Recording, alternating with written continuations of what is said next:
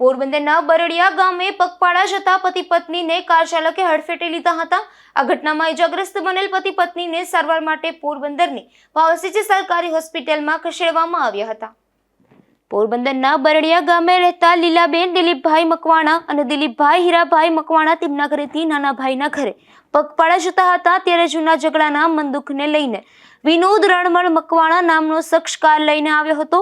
આ બંને પતિ પત્નીને હડફેટી લીધા હતા તેવા આક્ષેપ થયા છે। આ અકસ્માતમાં ઇજાગ્રસ્ત બનેલ પતિ પત્નીને સારવાર માટે પોરબંદરની પાવસીજી સરકારી હોસ્પિટલમાં ખસેડવામાં આવ્યા હતા।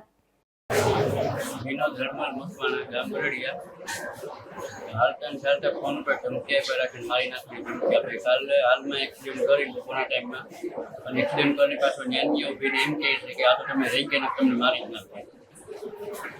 વિનોદ રણમલ મકવાણા ગામ બરડિયા ગાડીમાં એક ઘરવાળી અને બીજું તો ખૂબ હતું તો ખરી પણ એ કંઈ એટલો ખ્યાલ નથી।